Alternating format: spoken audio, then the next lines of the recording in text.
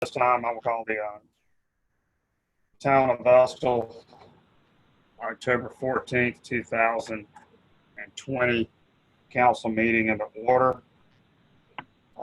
Councilman Hadman, would you lead us in the invocation? Yes, sir. Heavenly Father, we thank you this time to be able to come together with one mind and one heart, dear Lord, to make decisions that are best for this town.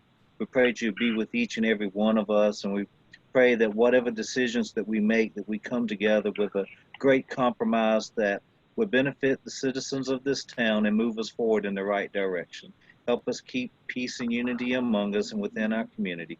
For these things we ask in your precious and holy name, Jesus Christ. Amen. Amen. Thank you, Councilman Hadman. At this time, if you'll please stand and join us in the Pledge of Allegiance.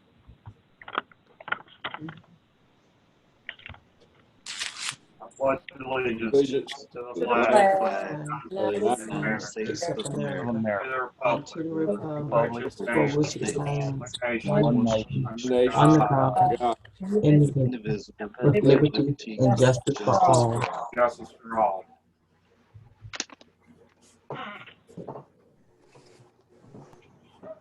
At this time, we'll move on to item 4, approval of the September 9th, 2020 council meeting minutes. Council, what's your pleasure? I had a chance to read over, make sure they're correct. Mr. Mayor, if I'm in order, I make a motion that we accept the September the 9th, 2020 council meeting minutes. Second. It's been motioned and properly seconded. All in favor, I know you by raising your right hand and stating aye. Aye. Aye.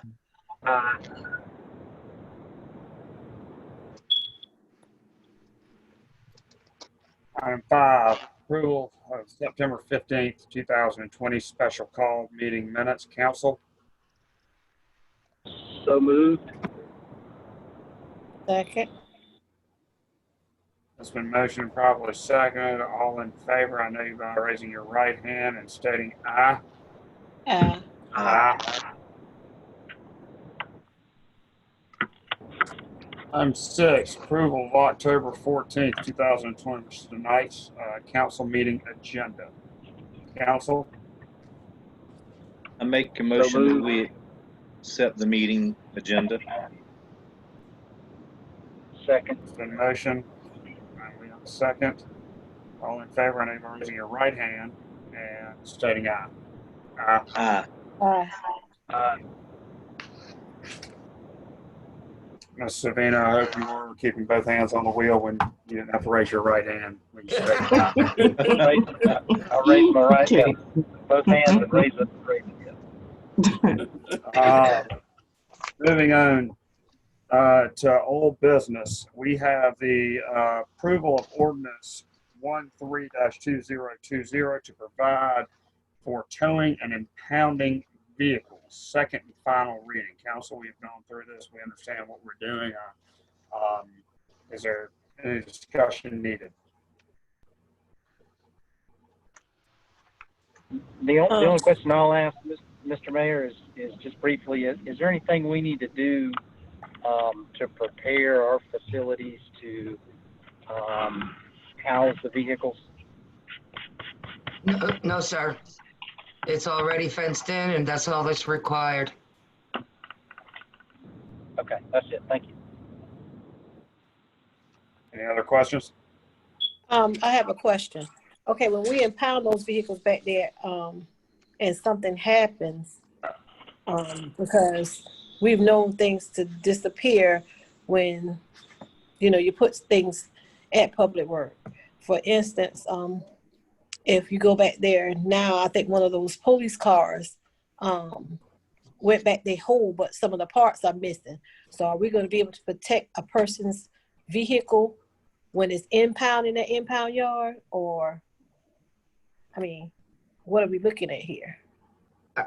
I was not aware that any vehicle was missing parts. That's the first I've heard of that, to be honest with you. Yeah.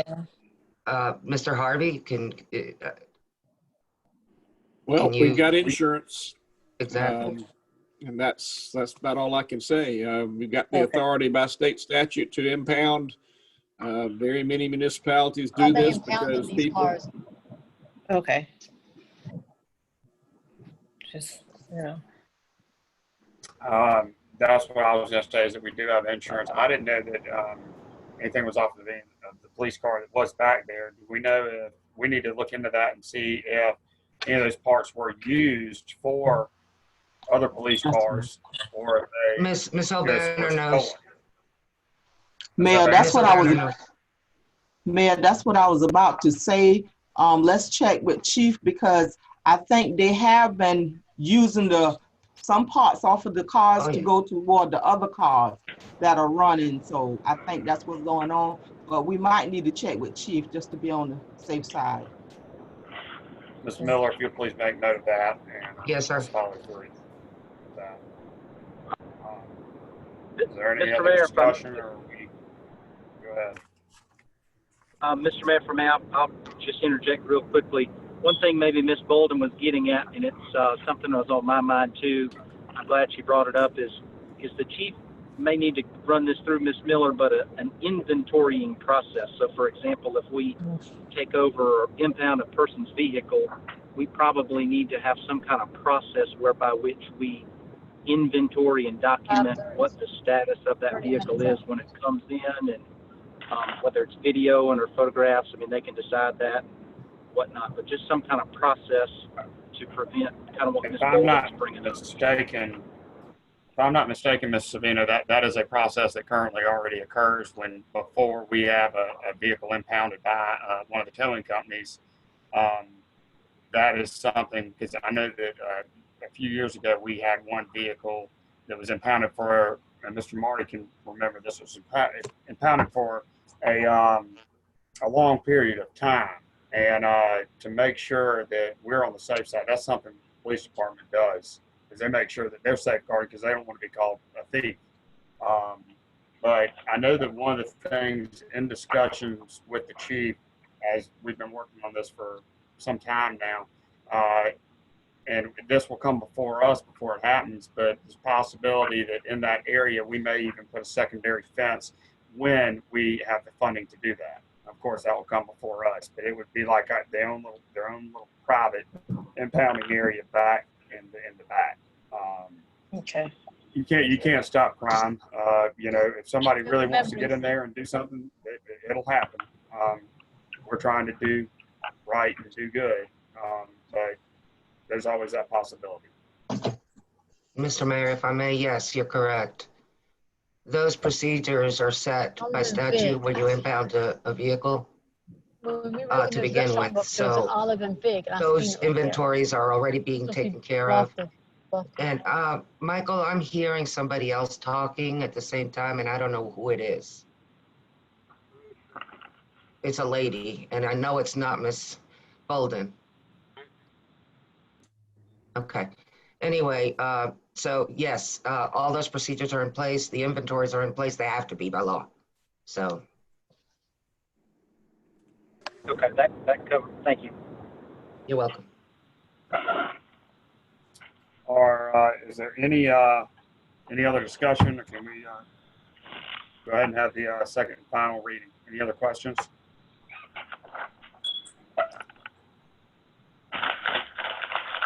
All right, this time I will entertain a motion for the approval of this ordinance. Mr. Mayor, I would like to make a motion that we approve ordinance 13-2020 to provide for towing and impounding vehicles for the second and final reading. Second. I second that. I got you, Miss Bolden. Yeah. I've got a little bit of a slow feed, Miss Bolden. I saw your lips move, and then about 2 seconds later, I heard the second. Anyway, at this time, now I need you, if all in favor, raise your right hand and state aye. Aye. Aye. Aye. Motion carries. Now, On to item 8 underneath old business, update on addressing. I believe that is the reason we have Mr. Cruz here with us today. Miss Miller, I'll let you take it from here. I'll just go ahead and let Mr. Cruz go ahead and update you as to where we're at. I know that you all have been asking about it, and you know, between the virus and everything else, things were put on hold for a little while, but Randy's been nice enough to join us and bring the update to you all. Okay, good afternoon to everyone. I've actually made contact with Jeff Johnson, and he is the gentleman that we're dealing with in Columbia that actually helps out with the E911 addressing. When any municipality has to readdress, then we can go to that office, and thank goodness, because that's not a cost for us on the local level. I did receive a couple of emails from him this week because we've had some conversations ever since Ms. Karen asked me to join this meeting, and I had actually intended to have him join too, but he said that he couldn't. But anyway, so I've actually got a copy of some of the proposed maps that he has that has the new address points on it. We have already discussed that we need to actually get together. I'm not real sure whether we're going to be able to do that over a Zoom meeting or if we need to try to do it in person. I think in person would actually work better. But he also did send or resend, I believe, some items that questions that he had about some of the name changes and some deals with that. What I'll do is I will forward those to Karen tomorrow, and then she can maybe set up a meeting with her commissioner board or whatever. There was a commissioner board that was set up when we first started this process, and we can answer those questions so that we can finish amending the map. There are a couple of things that we probably do need to discuss. One of the things is I do believe that we need to go back and we need to look at the intergovernmental agreement that was in place some years ago when E911 was first enacted in the county. There are some agreements between the various towns and the county as far as the addressing and who would oversee it and who would actually keep the master plan and all of this. And I think that we're going to have to update those because when Estill readdressed a few years ago, you know, the intergovernmental agreement was that Hampton County would be the administrator for addressing. I don't know what took place, but the town, you know, readdressed. There was some issues with that, and that brings us to where we are today. So I think that we need to go back and look at our intergovernmental agreement. I think that it needs to be updated. What I propose is that the town of Estill write up a intergovernmental agreement between the town of Estill and Hampton County. If you will send it to me in a draft, and we will review it and see if it meets everything that we need it to meet. And I don't mind having a conversation with Karen so that we can kind of be on the same page with what we need in the document. Once we review it, if it meets the approval of you know, the county, then it would need to be adopted by the town of Estill, and it would be sent to the Hampton County Council as a proposal that the county administer the E911 addressing for the town of Estill.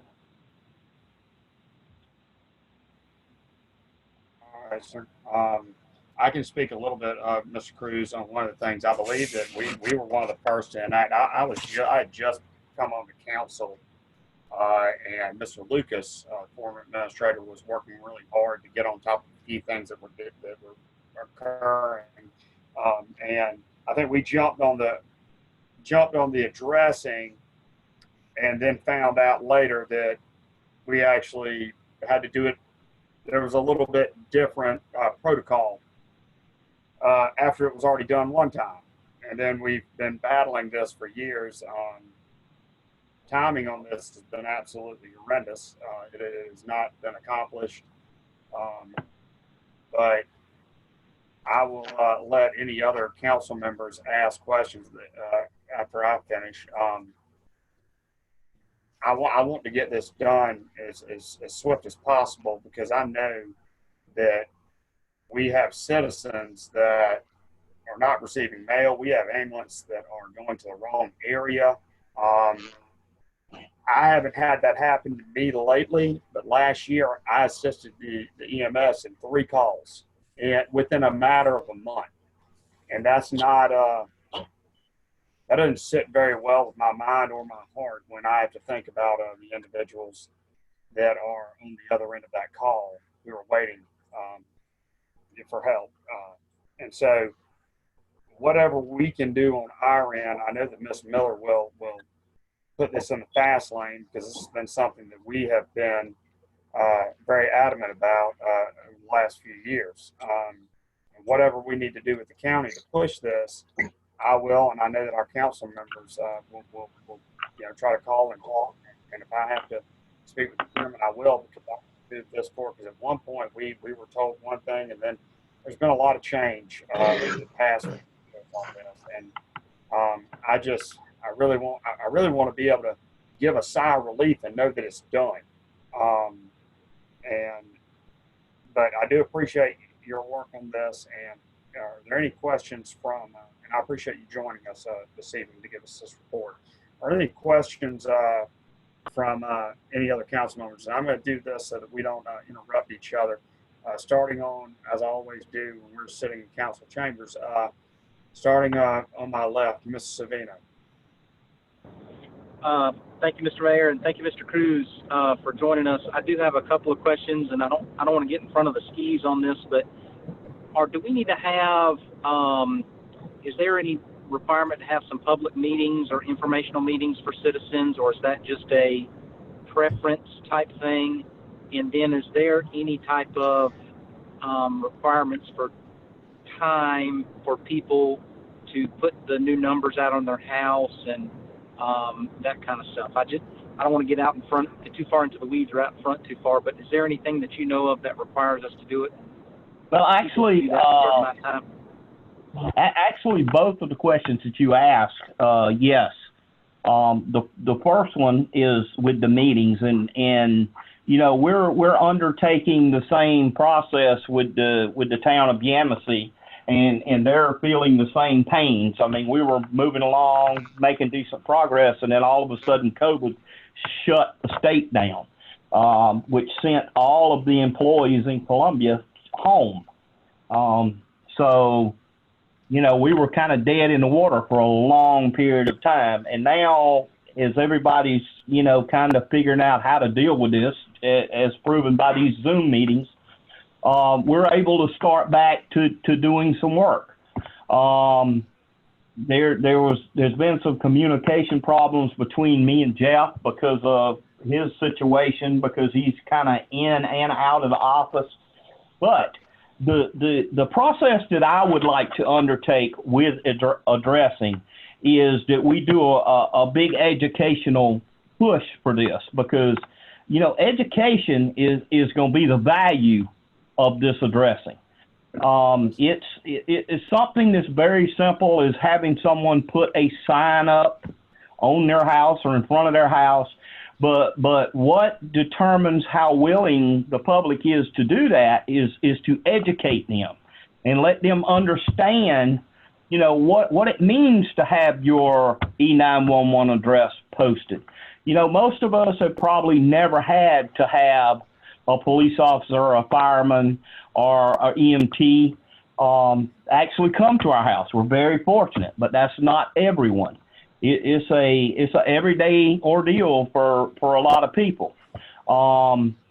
You know, the big spiel that I normally give and what I give in front of my council is, you know, when you look at the budget with the Hampton County budget, and you take the budget for the sheriff's department, the fire department, EMS, and emergency services, that's the lion's share of our budget. And it all comes down to how you provide a service to that citizen. And the bottom line is, it's an address sign. It's a $20 or $25 address sign that makes the process work or not work. And when you're out on a call at 2 or 3 o'clock in the morning and you got deputies riding up and down the road and fire engines up and down the road and a ambulance that doesn't know where to go because someone doesn't have a sign posted, it's very frustrating. So it's frustrating on both ends. Frustrating for the person that's making that call because this could be a life or death scenario. Everybody, you know, hears about the golden hour. Well, we don't want to spend 45 minutes of the golden hour riding up and down a road trying to figure out where you are. So we have to do a big educational push to try to make the public understand what we're trying to achieve. When you change someone's address, it's not as simple as take this number down and put another number up. It is many facets to what has to be taken on by that property owner or that citizen. I mean, they have to change driver's license address, life insurance policies, homeowners insurance, credit cards. I mean, it can be in the 20s when it comes to documents that have to be updated. So that the actual citizen has a big job to do to change an address. But the bottom line is we have to be able to provide you that emergency service as timely as we can. And that's why it's so important that we get the addressing system and have it laid out, and it's in a uniform fashion that fire, EMS, dispatch, and everyone understands how addresses are laid out and how we get to a certain address. The town of Estill is a really good model. It is a town that can be very easily cut into 4 quadrants. Okay, so you know we have northeast, northwest, southwest, southeast. So it's a good model. So if you can imagine that you have a wheel and all the spokes on the wheel that go out from the hub start at 0. So basically what we do is we address from that point. And that point can be, it can be Browning Gate Road or Highway 3, 3rd Street, whatever it is, going east. And every address will start at 0 from that road. Every street that goes north starts at 0 and addresses up. Every street that starts on Browning Gate Road and goes south starts at 0 and addresses to a higher address point. Once we get this all in place and everybody understands how it works, it is very efficient.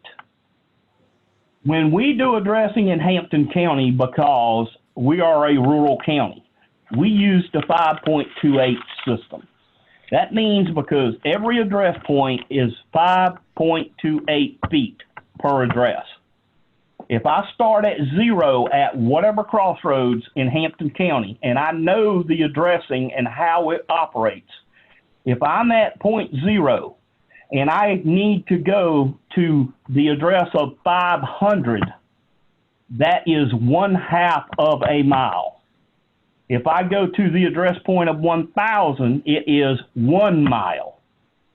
So if your address is 2600 and 691, you're 26.5 miles from 0. Now, it's a lot smaller scale when we get into the towns, but it's still very efficient. Very efficient. One of the problems that we had with the way Estill readdressed was and let's use 3rd Street, Browning Gate, and we're going east. When the address point started at 0, which was the red light in the center of town, and we addressed up going east, the addresses that Estill had put in, when you got to their highest address point, you were above the numbers that started for the county. So you basically have an overlap of addressing. You can't have that. So the way we're doing it now, if you start at 0 and you go to the town limit sign and there is a address point there, the very next address point, which is in the county, will be the next highest number. And it just works all the way through the county until you get to the Jasper County line. So, you know, anyone that has knowledge of that can understand it. And that's what we have to get to the public. Randy, yes. I'm sorry, Randy, can I ask you a quick question? Or just Sure. Interrupt for 1 second. With that same idea in mind with the 4 quadrants, when Ms. Dobson and I talked about this, and we were, you know, hashing ideas out, that was one of the things that we came up with, was maybe to have a public meeting, you know, somehow at the Bull Durham for each quadrant, so we're not bombarded by a bunch of people all at once, and try to explain this to them on like 4 separate nights. So That's right. That's the way it was done. That's the way it was done previously. And I think one of the major problems, Mr. Cruz, that happened is Estill was ahead of the county. The county, there wasn't a coordinated effort back 8, 9, 10 years ago. We did all the readdressing. The only thing is you have to be up to, I can't remember the percentage, 95 or 96, 98% before you're in compliance. And then at that point, we were made aware that we had to work with the county system. I think a couple other towns in the state have had this problem. They jumped the gun. They were trying to be ahead and do what was right. I also will state that we had worked with Wiggins and Son Hardware, also with Southern Home and Hardware in Estill, and I believe even with L&L, and we had done, and I will have to, Miss O'Banner, Miss Miller, you may be able to find something in the files. We had gotten the actual green fiberglass placard that you could attach to your mailbox or to zip tie to, you know, a pole in your yard. They even had the stakes, but we had gotten that whole entire price. It came in a kit, and it was, I believe it was $14.95 or $15.05, and Right. they were selling it. They had worked with us to help the citizens, and I don't know what company did it, but they were ordered in bulk. And I remember Uncle Bro and Mr. Carson telling me that nobody bought. You know, they had 80% of them left. A lot of people chose to do their own type of thing. But I do know that that we were, and we had actual documentation at all of these places that was on the counter, and at the post office. We had signs up that said, hey, you know, you're not only changing your address, you're actually changing your driver's license, you're changing your checkbook. You're going to have, you know, a new number on your checkbook, you know, like you just said, you know, insurance, everything.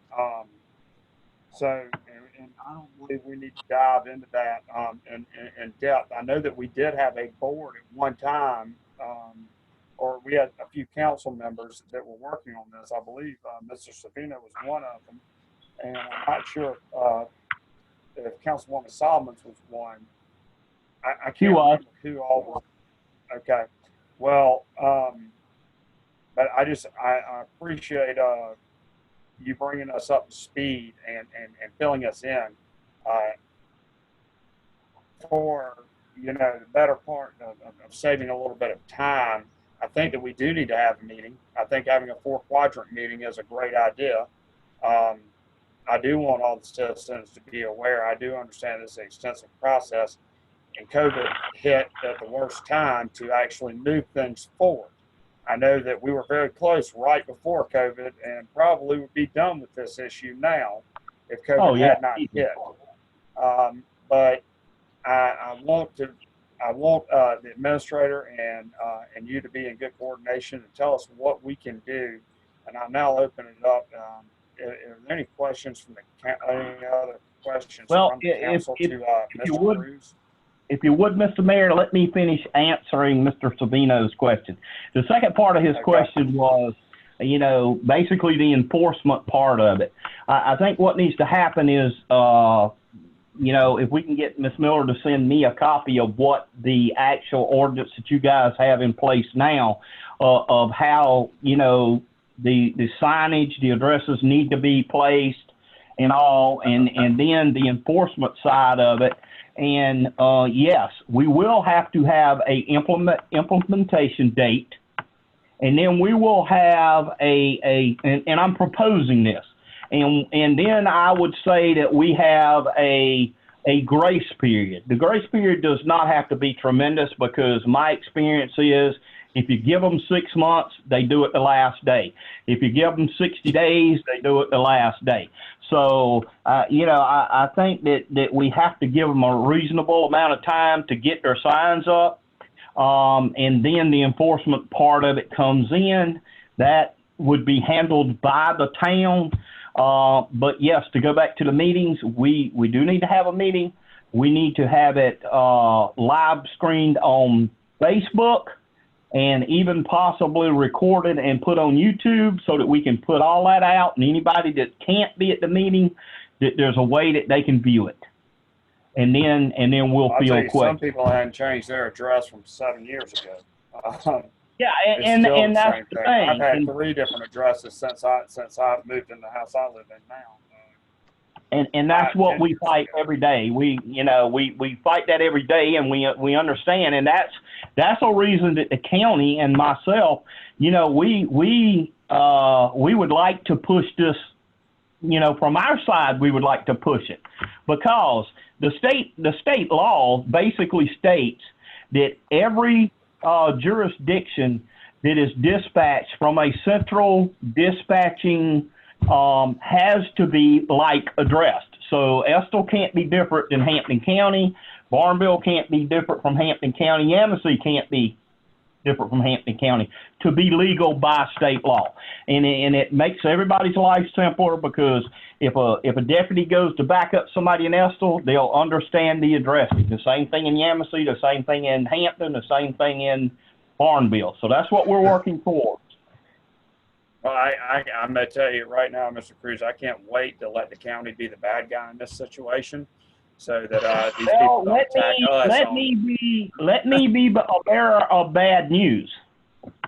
We will be the bad guy to a certain point, but we will not take sole authority of why the town of Estill needs to readdress, because the addressing that was in place prior to the town readdressing the last time was way more compliant than what was changed to. Because once it was changed, it went completely non-compliant. So, yes, we'll help you. I don't mind. I mean, you know, I deal with it every day already.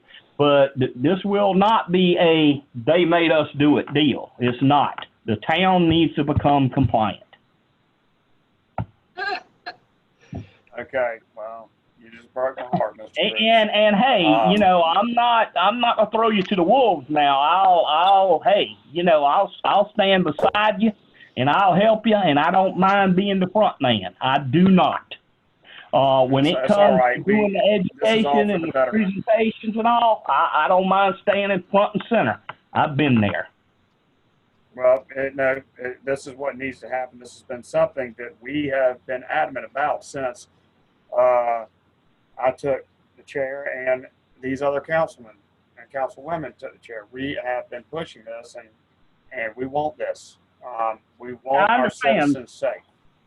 We want them to be able to receive the packages that they paid for, and we want them to be able to receive the health care that they need in emergency times and the safety they need in emergency times. And when you have health, fire, safety, all of it. I mean, so we're all on board with you. And Oh, yeah. I ask Ms. Miller to stay in very good contact, and let's move this forward at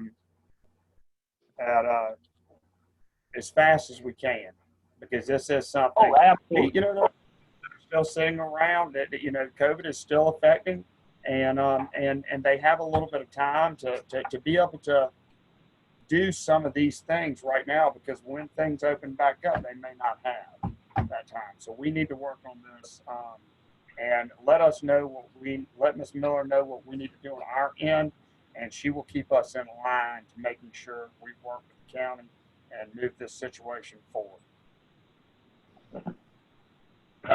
Sounds good. Any other questions?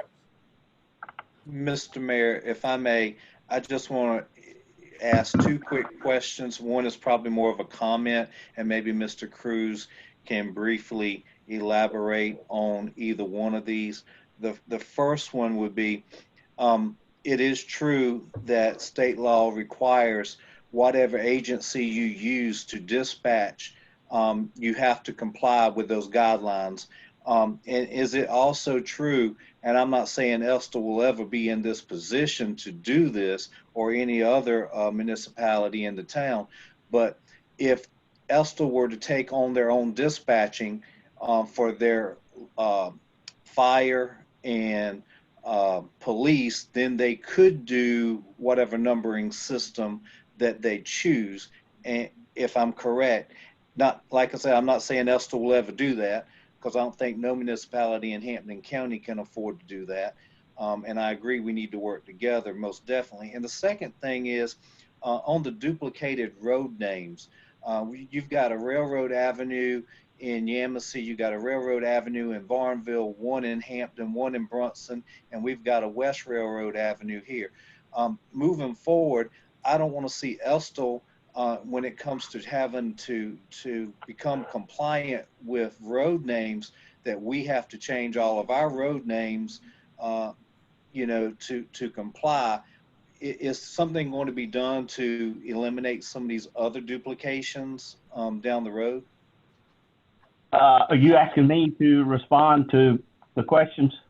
Yes, sir, please. Okay, well, the first one is, yes, if you guys decide to do your own dispatch by state law, yes, you could address any way you want. The second one about the duplicate road names, that is a very hard one to answer. And my explanation is because, you know, how many municipalities do we have in this county that have Main Street, Elm Street, First Street, Second Street? I mean, you know, we can make up a very hefty list. And then the question is, well, who gets to keep Main Street? Who gets to keep First Street? Who gets to keep Elm Street? Who gets to keep Maple Street? I mean, it's tough. So right now, the plan is, let's get the addresses compliant. Changing the road name. I thought that DOT, when they passed, I do not have it in front of me. One of the things with the E91 addressing, because I remember this would have been a representative from St. Matthews had a very, very, very large problem with readdressing St. Matthews and Orangeburg. And they made it clear that it had to deal with the actual zip code and quadrants that were on the map. You know, there's probably a Railroad Avenue in Greenville. That's Greenville. We're Estill. I mean, there's Railroad Avenue in Yamasee. When somebody gets a call to go to Estill and go to Railroad Avenue, that's totally different from going to Yamasee to a Railroad Avenue. I thought that it had to do with actual quadrant and zip code, which is where that standard was laid out. And that could be true, because that would make more sense. But to say that your master addressing can have no like names, and in a perfect world, yes, I agree. You know, it'd be a lot easier. But the reality is that we are coming in and changing because of technologies and all. We're changing, but we don't want to do away with the names that were established in the town of Estill, 80 years ago. I mean, so let's hope that it's by the zip codes, because if that's the case, then it is. I it'll all believe that work there's no itself way. out. There's no way. There should be no new duplicates in a zip code. So, and if there are, that's things that we can handle at a later date. I don't think the town of Estill would be an issue right now for that. And like you say, Yamasee is a different zip code. So I think there's ways we can handle it. And the technology that we have available, I think that, all that can be input and the computer will be able to tell the difference between a call coming from a railroad avenue in Estill and a railroad avenue in Brunswick. Yes, sir. Okay. Thank you, sir. I appreciate that. Any other questions? The question that I have is, in the area in which I live is over here on Bowers. It starts out as Park runs into Bowers and then ends up to Schumann. Exactly. I bought this house about 20 years ago. I started out with 509 Bowers, went from 509 Bowers to 71 Schumann Avenue, then to 12 Schumann Avenue, and now 112 Schumann Street. It's just that we really need to really work on getting it straight, because, the problem we're gonna have with the citizens is, especially in this part of the town, with all of the changing of numbers, the fault is gonna fall on somebody. But right, since we're at the table of making it right, let's just make sure that it's correct. So when we go out this time, it's done correctly, and then we won't have to go back to them again in reference to numbers. Because myself, I've purchased 4 since I purchased this residence. Yeah, and that's what I'd I'm like to saying. speak on that for 1 second. That was what there was one complication that I had with that as well. Now, that Bauer Street was not named after anyone related to me. It was not my set of Bowers. I'm not saying this to say the name Bowers. It was Carl Bowers. Mm-hmm. And Carl Bowers donated that land for that park.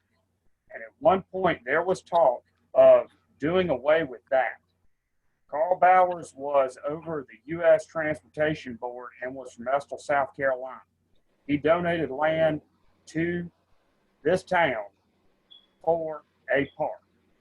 To do away with that, in my mind, is wrong. It doesn't matter that his name's Bowers. I'm just saying that if it was Smith, anybody, I just think that there was talk about making that a completely different name. That's like spitting on somebody's grave after they've done good for you. And he doesn't want any. He's long dead and gone. But I think that he deserves that, because he didn't have to do what he did to donate what he did, but he did. And I think that needs to be made aware when this readdressing happens. That's my 2 cents as a non-related Bowers. And it should have stayed Bowers, because it's all one street. Because half of my residence sits on Bowers and the other half of the house sits on Schumann. But it was always Bowers. It should have never changed, because it's all one street. Yes, ma'am. I don't mean to jump in too much, but maybe just to say, I think we can all get stuck down in the weeds here pretty easily, for a long time, and for all sorts of different reasons. I would just say, rather than tripping up on the details from the very beginning, if we can just keep the process going and all agree we need to get into space, we'll figure out what color the spacesuits need to be when the time comes. Yeah, we just need to make sure that it's correct, so we won't have to revisit this again and, go back to them and ask them to change again. So when we visit it this time, let's make sure that we visit it correctly, where we don't have to make any corrections, that it's done properly. I agree. and we've gone through this so many times, Mr. Cruz. I guess you can hear that, and what we say. And I didn't mean to get up on a soapbox about Bauer Street, but I mean we have some frustration, and we're willing to work, and we just want it done. And I appreciate you working with us, and we want it done. We want it done, and whatever we do, we'll do it. But it's been a major frustration before I was the mayor, and before I was even a council member. There was a readdressing done a long time ago, and Betty Appleby asked me how many times is she going to change her address before she passes away, and I told her, Miss Betty, I can't answer you that.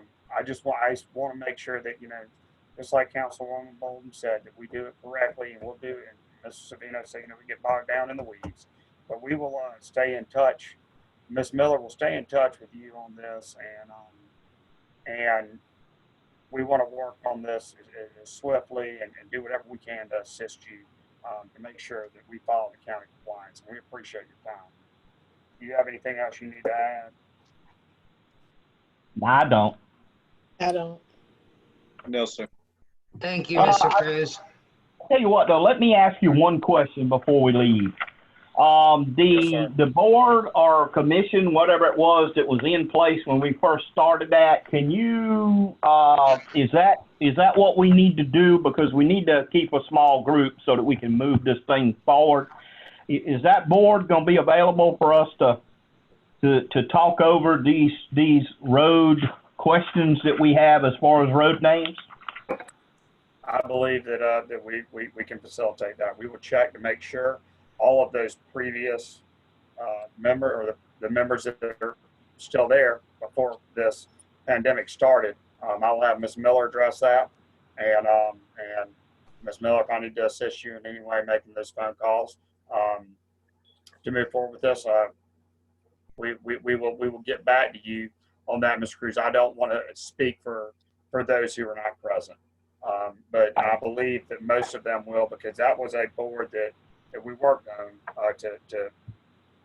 we thought was a fair representation. Is that not correct, Council? I believe you're correct. All right.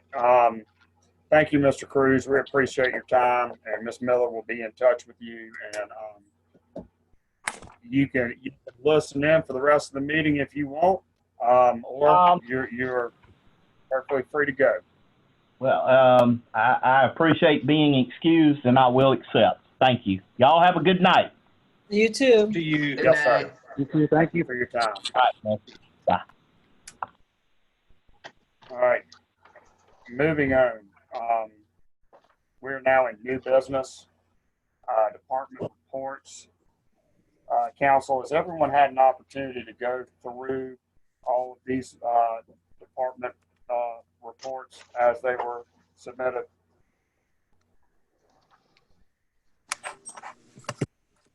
Yes, sir. The only thing I would like to add is that in regard to the equipment for the fire department, we have received everything that we paid for. So that order is complete with everything that we should have received. That's great news. Fire department has received all they paid for. All right.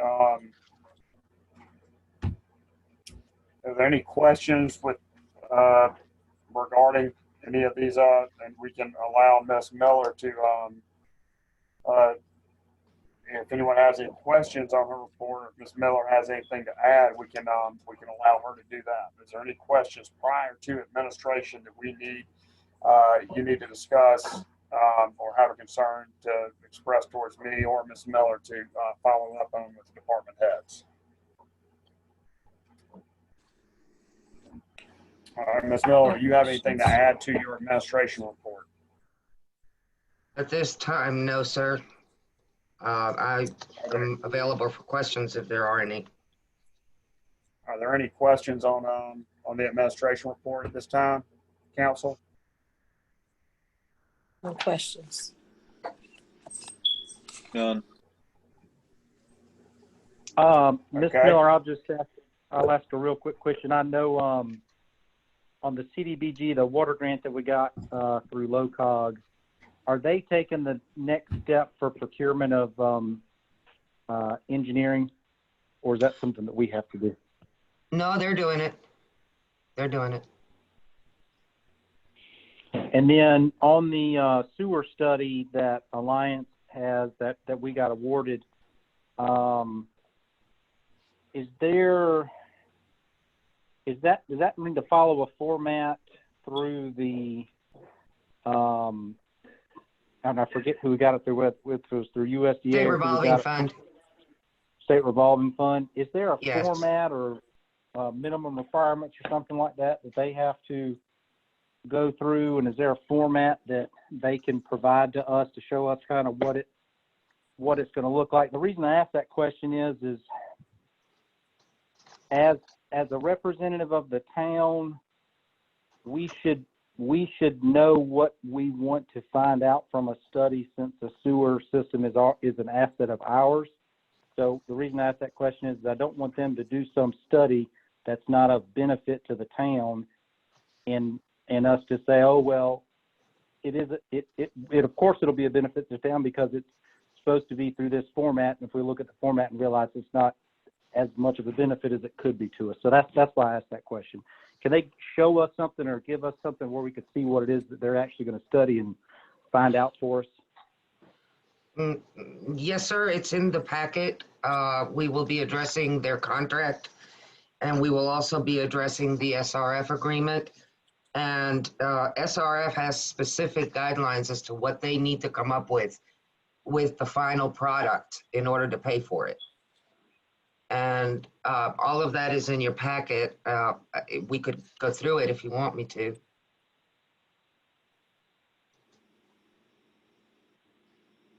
I think there's a little bit later on the agenda on that of just approved the contract with Alliance Consulting Engineers. I guess what I'm trying to really get to is I can tell you, anybody can tell a municipality that, yeah, we're going to do a study on an asset of yours. But if it doesn't provide insight into information that the municipality needs, it's not really useful. So what I'm trying to get at is to look at whatever product they're supposed to provide to us and make sure it is going to be of use to us.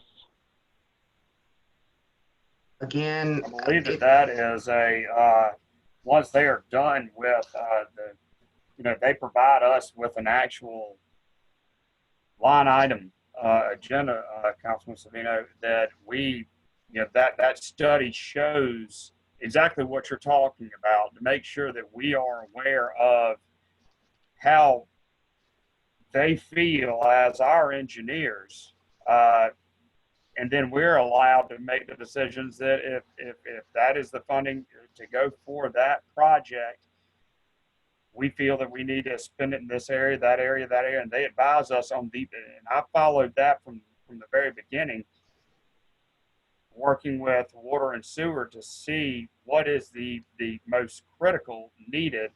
And with that study, they're able to determine. But yes, they have to deliver us a packet and an analysis. And then Ms. Miller, along with LOCOG, if I'm correct, Ms. Miller, y'all have to say, well, this is exactly where we stand. It's their, like you say, Councilman Smith, it is their analysis. Now, if we want to pay for a second opinion, we can, which we can't afford, but it is their analysis that this is what needs to be addressed first. And they have to provide us with that. They can't just state that. They have to, but they don't make that decision as to, we make that decision. Am I correct on that, Right. Ms. Miller? well, I understand where Councilman Savino is coming from, and yes, you are correct, Mayor. But again, if you look at the scope of services in their contract, they are going to do certain things. They're going to do some data collection and review. They're going to do mapping for us. They're going to do a physical inspection of inflow and infiltration, ionized smoke testing. And then they're going to start a report on what they find. And that is what they are saying they're going to do. Based on that report, then we decide how we tackle it. In that report, there will be cost estimates for everything that needs to be done. If they find that we've got 2,000 linear feet of pipe that has to be replaced, for example, they will give us a cost estimate as to how that's going to happen. They will also give us funding sources, possible funding sources as to how we can get there. And then it'll be up to us, or should I say y'all as a council, to decide which way we're going, the same way they provided us with the water study.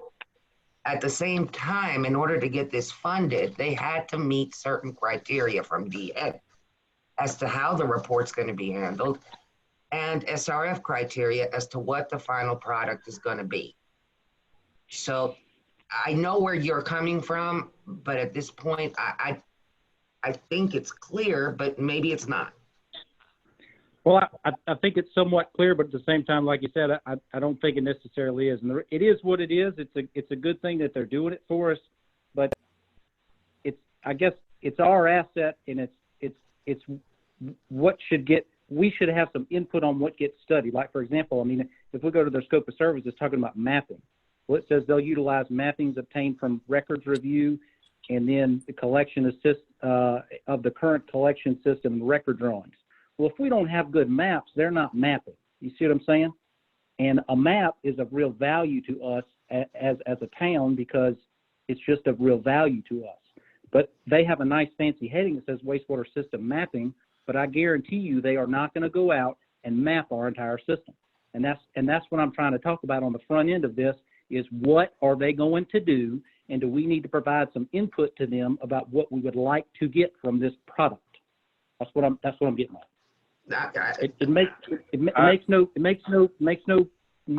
There's no value in studying a wing of an airplane if the engines can't get it off the ground. It's a waste of money. It's a waste of time. One question I ask. So you don't think that they're providing us with mapping? I'm reading in their scope of services right here. It says they will utilize mapping obtained from the records reviews, including water, this, that, or the other, of the current system, and record drawings of the pump stations to prepare overall wastewater system map. So if they're not going to come out and do a GIS mapping of all manholes, all cleanouts, all sewer lines, is that what they're going to do? We don't have that as a town, and it would be very valuable to the town if we had that.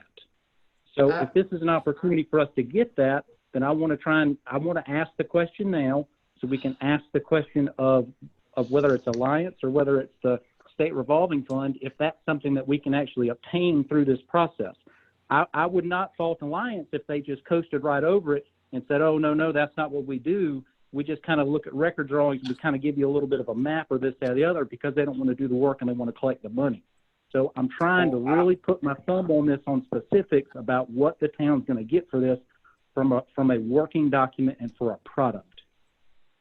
Well, I have one suggestion, Mr. Savino, just for any clarity. I can email you. You should have Adam Hogan's number through the emails that we received. But I know that there was no mapping in this town 10 years ago. We have it now. We have it now. There was hardly any mapping in this town, and that's because the records were moved from the town hall into the storage shed behind town hall. They were all ruined by water. And Alliance has given us, that is a scope of their service, and maybe we need to have that stated in black and white. But I know that is one thing that they are, black and white, and I want you to feel comfortable, Councilman Savino, about this, but I know that they have built and they have gone through this town with our water and wastewater department and with EA services several times, because I've been a part of that. and they have been able to, because we did a smoke test 6 or 7 years ago. And one of the things that I stress to them is I don't want us to have to pay for something that we've already done, even though we know that we are going to have to do it again because there are certain areas that haven't had that repair done. But they have been very, very crucial to us actually discovering, and they have put together stuff from the knowledge of our employees who have been here a long time and the employees who've been here for a short amount of time that have owned this system in this town, and how it's been replaced and all the problems that we've had and what they've had to do and where they've patched. And I know that they've done a very good job of providing us with mapping. But I would implore you to call Adam on that, just if you have a question. I speak with him fairly often, and I have confidence in them with this. But please, but I'm with you. I mean, that you have a 100% valid question and concern on that. Ms. Miller, did you have anything you want to add to that? No, sir.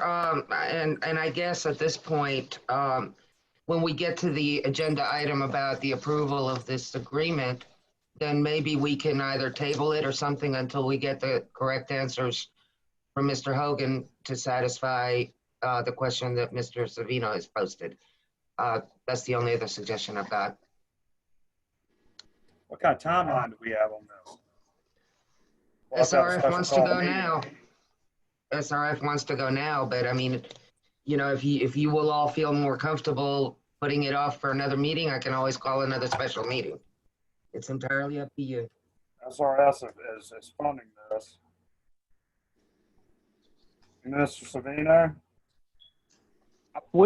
It was just a question around, it was number 3 in the administrator's report, and it was really just a question around, and it probably is better served in an agenda item we have further down, and I can bring it up then. I mean, that's fine.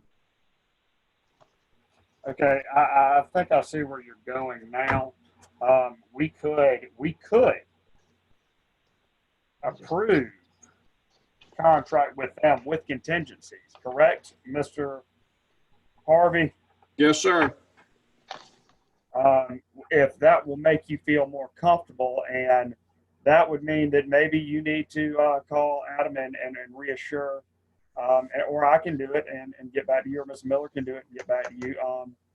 I prefer you two just to make sure, because I feel like you're on that. I mean, you've got a very serious concern to make sure that we're getting what we need, and I'm with you on that. But we could approve. Alliance has done a very good job, and they've worked with us when we've had these sit-down arguments over exactly how we can do it. Ms. Miller's been a head buster on some of these. Yeah, and you've been there, Mr. Savino. You've been very hard on them about stuff to make sure that we're getting what we deserve. And I think that's great. That's what we're supposed to do. And I agree with you. I think they've been a great partner for us and with us. And I think they've been a good partner working with Ms. Miller, and I hope we've been the same with them and whatnot. It's really the wrong time to bring it. I apologize for getting us off track on this, because it was probably the wrong time to kind of bring it up and to get in on the weeds on this. It probably belongs a little bit further down in the agenda. So, apologize about that. And I can kind of rehash this quickly, much more quickly when we get down to that stage. So please do. I'm just joking with you, Councilman. All right. So, are there any other questions on the administration? No question. No questions. None. All right, then we will take the department reports all as information only, and we will move on to item B underneath new business, which is September 2020 income statement. Council, as always, I hope that everyone's had a chance to review this. I know that there is a lot to it, but this is very important for us to be aware of what we're dealing with financially in this town. And there's not much. I mean, if we need to have a discussion on it, we can. But I hope that everyone's had a chance to review it. And if there are any questions, we have Ms. O'Bannon and Ms. Miller here. But if there are none, I will entertain a motion to accept the September 2020 income statement as information only. Mr. Mayor, if I'm in order, I would like to make a motion to accept the September 2020 income statement as information only. Second. Thank you. Ms. Bolden, we have a motion and we have a second from Mr. Hadwin. At this point, we will, all those in favor, I know you by raising your right hand and stating aye. Ms. Savino, just aye. Aye. Ayes have it. Moving on, approval of emergency ordinance 16-2020, extend COVID-19 related measures. Ms. Miller. As I indicated in my report, the previous ordinance expired the 9th of October. This one will continue it for another 60 days. Council, the way I look at this is if we do have another situation, if we do have another mass influx of COVID related cases in this county, or deaths in this county, or illnesses, however you want to put it, and we need to protect our town. This is just, we haven't had to do anything lately, have we, Ms. Miller? As far as basically, I mean, financially. We did have some cases here not too yes, long we've ago, had to spend some additional money, yes. but it is a protocol that we have already addressed.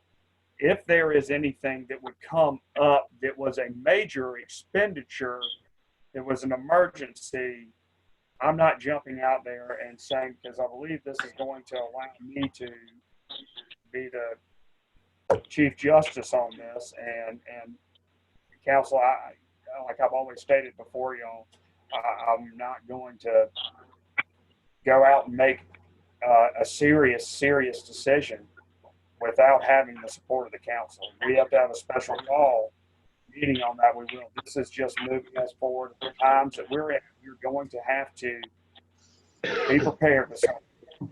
Be prepared for what we're dealing with. Any questions? Questions? None. I'll just kind of be quick. Does this cover the mask portion, or was that under a different ordinance? The mask was done by proclamation, and it does not need to be renewed. The proclamation is very clear that it's until the state of emergency is over. For the for the town, or for the state? For the town. Okay. So by extending our state of emergency, then we extend the proclamation. Exactly. Okay, thank you. Council, if all hearts and minds are clear, I'll now take a motion for the approval of ordinance 16-2020. Mr. Mayor, Mr. Mayor, Mr. Hadwin, you were first. Mr. Mayor, if I'm in order, I'd like to make a motion that we approve for the approval of emergency ordinance 16-2020 to extend COVID-19 related measures. Second. All right. Ms. Bolden, you're real close. Ms. Savino got in. All right. If you will, if you approve, raise your right hand and state aye. Aye. Aye. Ms. Savino, Aye. Yes. say All right, moving on. Approval of resolution 2020-11 to set fees for towing and impounding of vehicles. Ms. Miller, has everyone had an opportunity to look at this? Mr. Miller, if you want to elaborate on this, please do. Go ahead. I really don't have anything to say other than those are the rates that are standard after doing some research from other towns and other municipalities. So that's what we're proposing to do. All right, council, does anyone have any questions or have any opposition or any discussion on this, or are we ready to move forward?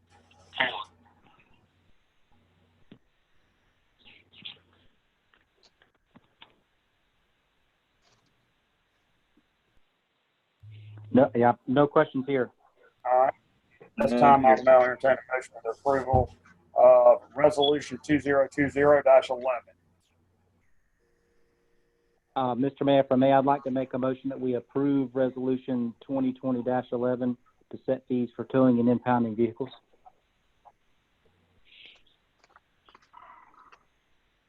A second.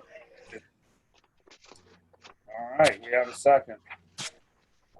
All in favor, I know you by raising your right hand and stating aye. Aye. All right, motion carries. Item E, approved contract with Alliance Consulting Engineers for sewer study. And I believe this is where you will want to interject, Mr. Savino, and add what you feel is necessary. If y'all excuse me for 1 minute, I need to step out for just 1 second. I'll just be as quick as I possibly can. I'm sorry for bringing this up and kind of getting sidetracked earlier. It was the wrong place to do that, so my apologies to everybody. The thing I just wanted to bring up is to kind of emphasize to us as a town to ask on the front end, what are we going to get from this sewer study? And the reason I emphasize why we need to do that is because the water and sewer system is the town's primary asset, and I think it would behoove us to ask the question on the front end, what are we getting? A study of an airplane's wings when your engines don't work is no good to you. So I think it would behoove us to understand what we're going to get and make sure it helps us. So that's all I'm asking, and that's all I'm saying. And I'm happy, Ms. Miller, to join any discussions with Alliance or this, that, or the other about what we're going to get. And I don't know what kind of leeway we have in what we can get or what we can't get or whatnot. I don't want to get a study. Again, I don't want to get a study on wings when our engines don't work, if that makes sense. And I understand, Mr. Savino, if you would look at the page in your packet that goes behind the email that was sent by the SRF, Mr. Gorman, from the Right. SRF. And what SRF requires in these studies is in the bullet points on that page. And the third bullet says the study findings, summary tables, distribution system maps, showing areas needing work, etc. SRF is requiring these things as much as we are. But Right. if you want to detail exactly what you expect of these maps, that's fine as far as I'm concerned. I don't know if SRF will go for it, but in order for us to be able to draw down on this project,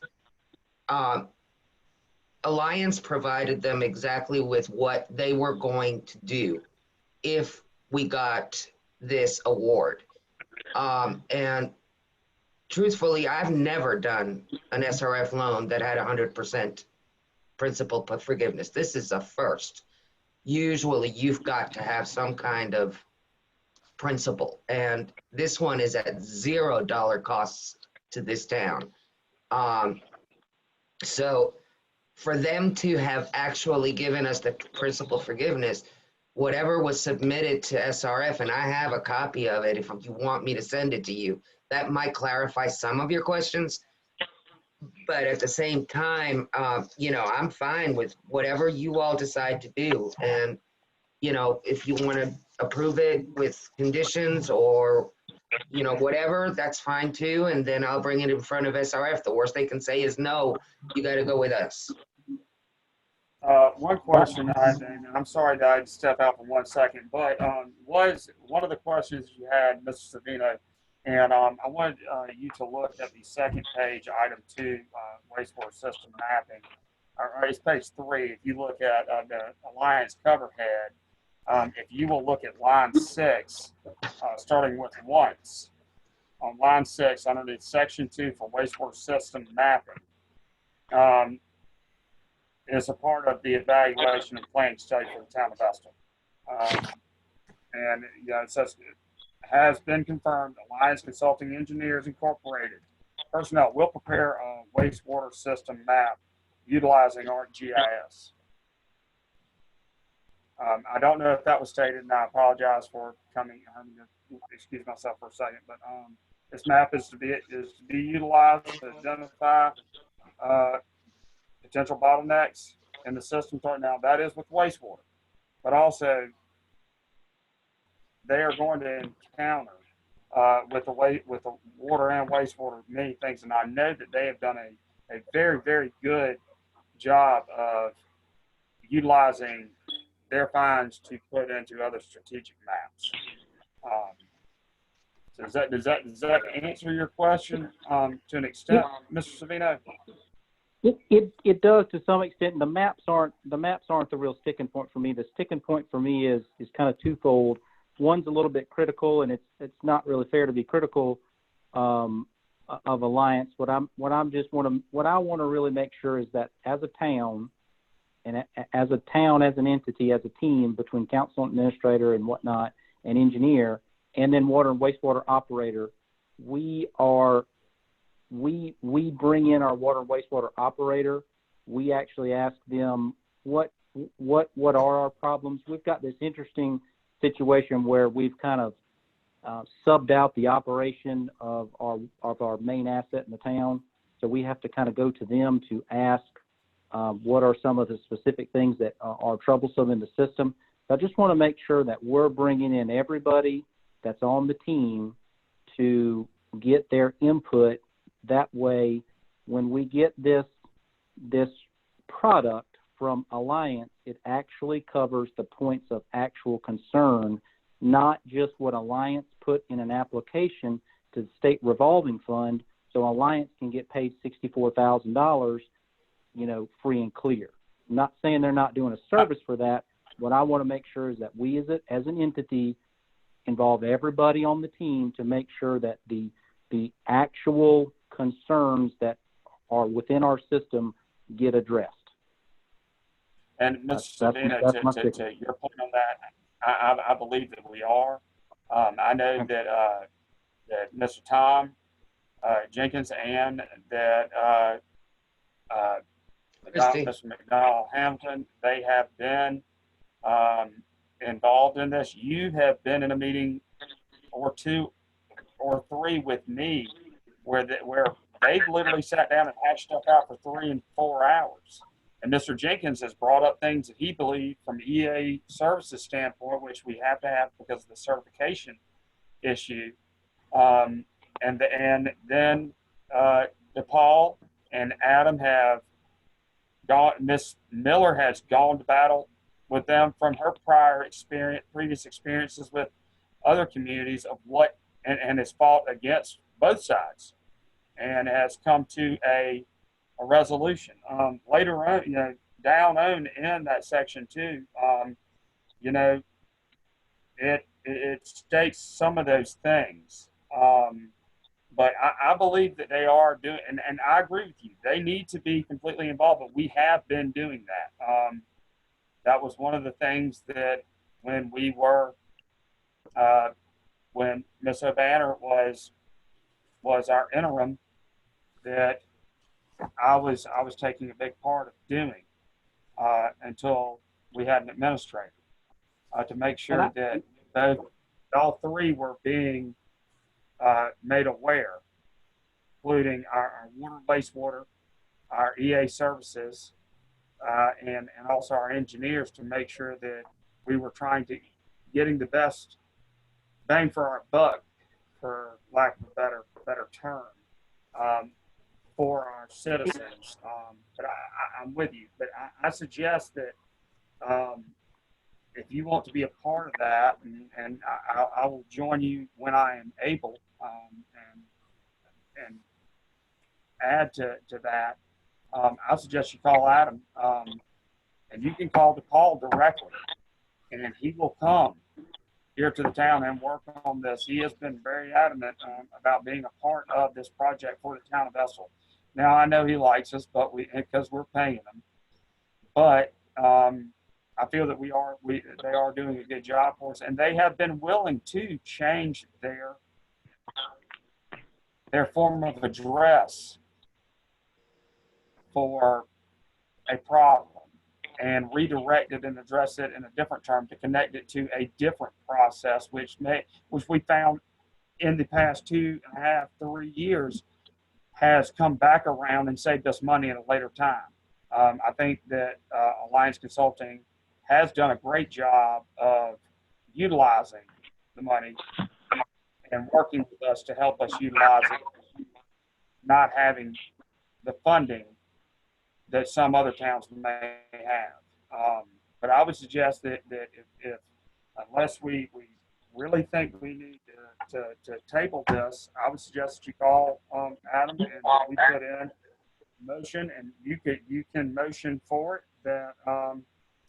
that you want to be a part of addressing it, and there are contingencies on the approval of this contract, that they are getting us the things that we can all get back together and discuss. And I mean, I'll let you add what you believe. I mean, I don't want to hold up progress on it. I think, and I apologize if I sound critical over the phone. I know it's difficult sometimes just being on the phone and hearing a voice and not seeing a face. And I apologize if I sound critical of it. I don't want to be critical of it. I think it's super great that the town has got this opportunity to get a sewer study done, and I'm glad Alliance has. Again, they're a good partner for us, and I use that word partner. They're a good partner for us and a good partner with us on this, and I'm glad that they've gotten us this. I just want to, for the town's sake, I just want to really kind of challenge us all, myself included, to make sure that we're getting a product from Alliance that's really going to serve us well. That's really my only main goal. I don't want to sound critical of them or anybody else. I just want to make sure that we, as a town, wind up at the end of the day with a good product that we can use to go forward. That's all. All right, sir. Well, I appreciate your concern, and it is a valid concern and a very good point that you have made. At this time, we're up for a motion to approve the contract with Alliance Consulting Engineers for the sewer study. If everyone is ready and there are no other questions, I believe I believe that Mr. Hadwin and Councilwoman Bolden, y'all didn't have any questions. I have none. Okay. Do we have a motion to approve? Mr. Mayor, if I may, I'd like to make a motion that we approve the contract with Alliance Consulting Engineers for the sewer study. Second.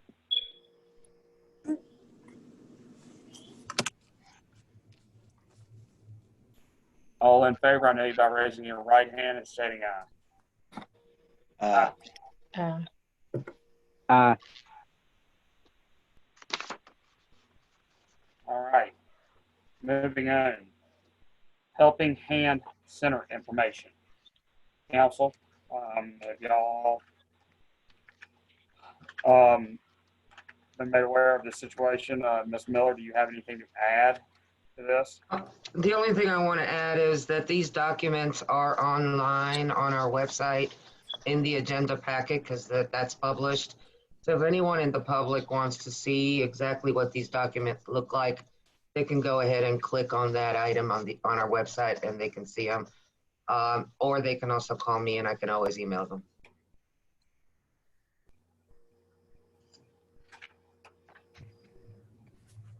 Council, are there any questions? No, sir. No, sir. Councilwoman Bolden? No question. All right, then we need to take this, this is just information only. Yes, sir. We don't even have to motion on this. No, sir. It's just information. Just want to make sure. All right, then moving on to item G, approval of resolution 2020-12, authorizing and approving the acceptance of the certain loan assistance monies from the South Carolina Water Quality Revolving Fund Authority, authorizing the mayor to execute that certain loan assistance agreement between the town of Estill and the state of South Carolina Water Quality Revolving Fund Authority and other matters related thereto. Council, do you have any questions concerning this resolution 2020-12?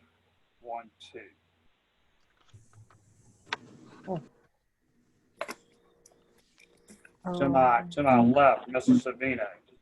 No, sir. No questions. Councilwoman No Bolden. question. No question. To my right, Councilman Hadwin. No questions. All right, at this time, if all hearts and minds are clear on this resolution, I will now take a motion for the approval of resolution 2020-12. Mr. Mayor, if I may, I'd like to make a motion that we approve the resolution 2020-12, authorizing and approving the acceptance of the certain loan assistance monies from South Carolina. Do we have a second? Second. There's been motion and properly seconded. All in favor, I know you by raising your right hand and stating aye. Aye. Aye. Aye. All right, motion carries. Item H, approval of resolution 2020-13, amending the town's employee handbook to address the town's participation in the South Carolina Public Employee Benefit Authority Health Insurance Plan. Questions from the council?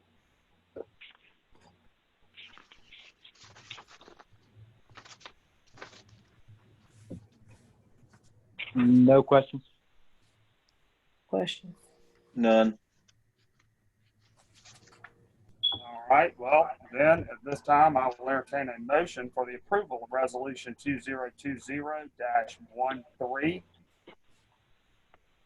Mr. Mayor, if I'm in order, I'd like to make a motion for the approval of resolution 2020-13, amending the town's employees handbook to address the town's participation in the South Carolina Public Employee Benefit Authority Health Insurance Plan. Second. It's been motioned and properly seconded. All in favor, I know you by raising your right hand and stating aye. Aye. Aye. Of course, we accept Mr. Savino's aye on the phone, no hand. Motion carries. All right, let me make sure. There was no public comment, correct? No, sir, there was. It Ooh. came in late today. Yes, sir. Okay. This came from Mr. Noah Alexander, who is running for office. And he states, hello, my name is Noah Alexander. I am a candidate for Hampton County Council. Though I can't be on the Zoom call with you all, I am sending this letter to be read. I wanted to introduce myself and let the town of Estill know that I am happy to help in any way possible. Hopefully I will be able to come to a meeting when you all resume face-to-face and get to meet everyone in person. Thank you for letting me be able to make this comment. Noah Alexander. All right. Thank you, ma'am. All right, if all hearts and minds are clear, I would ask you all to keep Councilwoman Solomon in your prayers. I received a text that she's in the hospital and she's in a large amount of pain at this time. I won't state anymore, but if y'all would just keep her in your prayers, we wish that she has a speedy recovery. I thank all of y'all.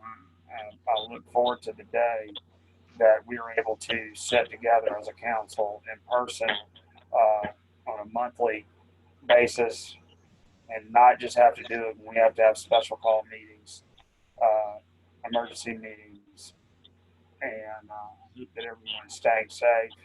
And remember, we're going through this together, and we will make it out on the other end. It has changed us. It has changed this world at the same time. But are there any statements or is there anything that needs to be addressed? As always, I'll go to my left. Councilman Savino.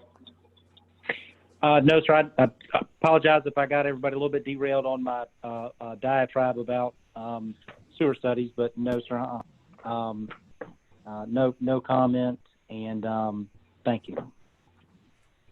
Yes, I am going to make you come over and babysit the baby for holding us in here an extra hour. Don't Councilwoman believe Bolton. that. He's not going to let him out of his sight. Don't believe that, Councilman. He's not going to let you do it. No, you're right. No, you're right. I don't want any of those questions to rub off on him.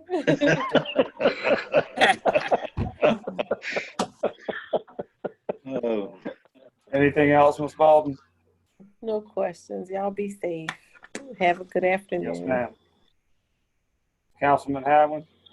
Mr. Mayor, the only thing I think we might need to make sure the public is aware of, I know the town of Hampton, for example, has just canceled trick-or-treating. My personal opinion is I think the town should allow each community decide if they want to have trick-or-treating. These kids have suffered enough as it is. If the parents feel it's safe, I think then we as a town should just establish a curfew. I don't want to get on to anyone's individual rights, whether or not they can or they can't. I think our children in that regard would be safer getting candy from people that they know. When we go into the store and pick up something, we don't know how many hands have touched it prior to us touching it. So I just think we just need to try to give our kids something normal. And I think we just need to stick with trick-or-treating, set a curfew. And if the parents want to let them go, let them go. And just hope that they'll do it safely. Point well taken, Councilman Hadwin. I know that there are several churches that have worked together with Lawtonville Baptist to do the trunk or treat, and I know that Ms. Miller has talked with the pastor of Lawtonville. And I believe that we have a curfew, if I'm not mistaken, that was advised to us by prior chiefs, and we have maybe changed it over the years, but going with what the chief stated earlier, I believe that we need to actually set a curfew on that, that we need to know that there is a time. Ms. Miller, if you can look for that, because I believe that we have voted on this in the past. I know that I have at least. That at a certain, I can't remember, like 8 o'clock, that there was a cutoff. And you're right, the children do need to be able to get out there. And, you know, some of the people in our community, the older people, that's something they look forward to seeing the young faces and seeing those outfits. And, it's just as simple as also sitting a small bowl of candy out on a table in front of the driveway. But it does mean a lot to these children, to the parents as well, to be able to have that experience with the children. But Ms. Miller, if you will double check into that, and council, if y'all are all right with that, and Mr. Harvey, correct me if I'm wrong, but I believe that if we do not have a ordinance to that effect, is there not a advisement clause for, as the mayor, having this discussion with the council that there should be a reasonable hour that the chief can enforce as our chief of police Yes. underneath my instruction or underneath his own, power that he has being the chief of police here in this town. Yes. All right. Well, council, I appreciate y'all's time. I hope that y'all have a wonderful evening. And Mr. Mayor, if I may, I have one go last ahead, thing. Ms. Miller. Congratulations on your new baby boy, Mayor. And congratulations to you on your grandchild, Miss Bolden. Thank you. 2 miracles. Thank you. Thank you. Yeah. Life-changing event gives you hope. It's Yes. a beautiful thing to experience. At this time, if all hearts and minds are clear, I will take a motion to adjourn.